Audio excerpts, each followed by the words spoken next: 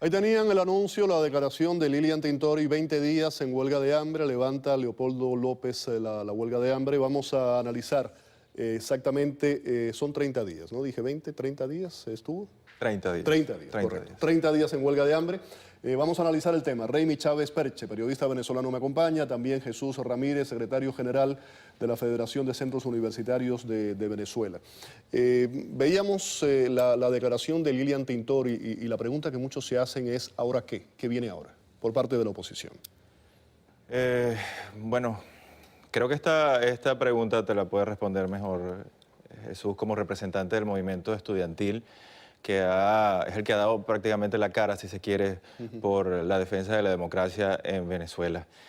Yo como periodista, pues, lo que puedo decirte es que no nos queda más que seguir defendiendo la libertad de expresión, que es un tema, estoy seguro, vamos a tocar durante esta conversación porque está bastante amenazada en Venezuela y, por supuesto, al estar amenazada la libertad de expresión, está amenazada la democracia en Venezuela. ¿Qué viene ahora? Pues esperar que se den estas elecciones. Por fin se dio la fecha, 6 de diciembre, que tanto se esperó por ella. Incluso ya habían serias dudas de que se realizaran estas elecciones y mucha preocupación, porque si no se hacían, pues prácticamente el gobierno venezolano estaría incurriendo en algo, si se quiere, se podría llamar como un autogolpe.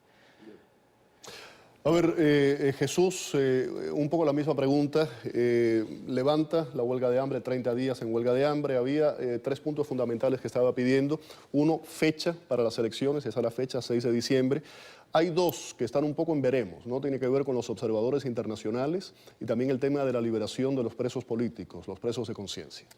Correcto. Bueno, primero que nada, muchísimas gracias por esta oportunidad. Un abrazo a todos mis hermanos venezolanos, tanto en Venezuela y en todo el mundo. Tuve la oportunidad de visitar Washington y entregar un documento en la mano de Luis Almagro, nuevo secretario general de la OEA, donde reforzamos estas peticiones. Ayer vimos cómo Luis Almagro acepta ir a Venezuela. Ahora el gobierno venezolano o el régimen venezolano da la espalda a estos observadores internacionales. Nosotros como jóvenes venezolanos, como estudiantes... Habían aceptado de UNASUR. UNASUR solamente, correcto. Pero la OEA, y queremos que otros organismos como la Unión Europea también esté presente en observadores independientes. Observadores y sobre todo calificados también, que sean imparciales. Esa lucha la vamos a seguir dando los jóvenes venezolanos. Nosotros vamos a seguir exigiendo la libertad plena de todos los presos políticos. Hoy en Venezuela hay 77 venezolanos tras la reja de la dictadura, de los cuales 13 son estudiantes. Estudiantes y jóvenes que han sido torturados en calabozos como en el SEBIN en Caracas y compañeros, 2 compañeros condenados a 8 años. De manera que hoy en Venezuela la lucha continúa con mucha firmeza, sin miedo. Y aquí mi visita a Estados Unidos, también tuve la oportunidad de conversar con Ileana Ros-Lehtinen y agradecerle ese apoyo que le ha dado al pueblo venezolano. Alzar la voz aquí en Estados Unidos es fundamental para nosotros. Y de hecho en los próximos días voy a enviar una carta personalmente al presidente Barack Obama. Hace falta firmeza del pueblo de Estados Unidos con respecto a la situación venezolana. Raimi, hablabas del periodismo en Venezuela. Vamos a recordar, este video fue tu renuncia, literalmente en el aire, hace un año atrás de Globovisión.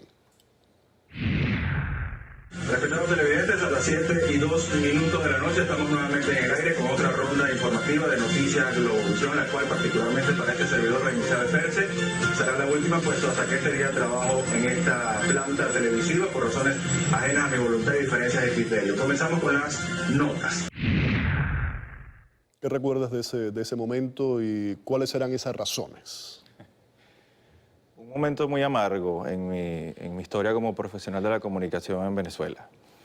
Ese fue un día en el que decidí levantar mi voz por la censura y la autocensura que se estaba imponiendo en Globovisión luego de la venta. Globovisión se convirtió en una referencia informativa en el país por más de 15 años, por precisamente defender la democracia y la libertad de expresión. Siempre fue una piedra en el zapato para el gobierno bolivariano por su línea editorial crítica, pero tienen que entender finalmente que el periodismo es crítico, el periodismo no es complaciente. Luego que se da la venta de Globovisión a personas, extraoficialmente se habla de que son testaferros de altos funcionarios del gobierno nacional, incluso se ha hablado de que detrás de la venta de Globovisión o detrás de la compra de Globovisión está el mismo Diosdado Cabello. Obviamente la línea editorial cambió y se dejó de hacer periodismo, se comenzó a hacer, si se quiere, propaganda a favor del gobierno nacional, del gobierno bolivariano, a omitir información. De hecho, mi molestia, la más fuerte, comienza el 12 de febrero, el día que hubo los 3 primeros muertos en la ciudad de Caracas, que son los hechos que dan finalmente con la detención de Leopoldo López. A él lo están responsabilizando por estas muertes del 12 de febrero. Yo estaba de guardia en Globovisión esa tarde para hacer los avances informativos y ya nosotros en Globovisión sabíamos que habían por lo menos 2 muertos en el centro de Caracas. En Globovisión estaban pasando un programa de cocina y no decíamos absolutamente nada. Pero si alguien declaraba a través de la señal de venezolana de televisión diciendo cualquier cosa irrelevante, nosotros inmediatamente hacíamos un avance y nos pegábamos a la señal de venezolana de televisión. Allí comienzan mis molestias y a exigir a la directiva que se hiciera un trabajo periodístico serio y objetivo. Nunca se hizo. ¿Qué te contestaron a esa petición? Mira, yo sostuve varias reuniones con la gerencia, ninguna fueron satisfactorias para mí.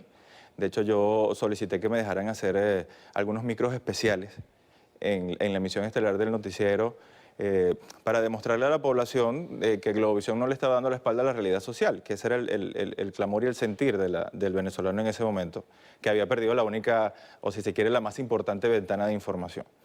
Me respondían cosas como, por ejemplo, algunas de las solicitudes o de las propuestas que hice, era hacer un trabajo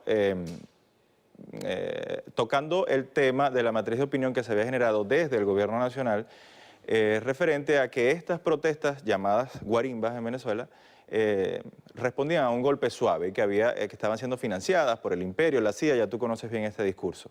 Entonces decía, bueno, vamos a hacer un trabajo objetivo, vamos a mostrar las dos caras, los estudiantes, el oficialismo, obviamente sin llegar a una conclusión y que sea el público que decida si realmente se trata de un golpe suave o no. El gerente de producción me dijo, está bien, vamos a hacer, yo te pruebo hacer ese trabajo de investigación, porque igual al final la conclusión que vas a tener que dar es que se trata de un golpe suave. Eso me lo estaba diciendo el gerente de producción de Globovisión. Entonces yo tomé la decisión y dije, yo no voy a seguir prestando mi nombre, mi imagen y mi carrera como periodista serio y con credibilidad a esto que se está haciendo aquí en este canal y por eso decidí renunciar. Medios independientes, ya sea en televisión, radio, prensa plana, ¿existen todavía? Quedan muy pocos. Televisión, independientes, como figura independiente, como empresas independientes están. Te puedo mencionar el Televen, Venevisión, el mismo Globovisión, porque es una empresa independiente, no es un ente del gobierno. Se ejerce el periodismo independiente.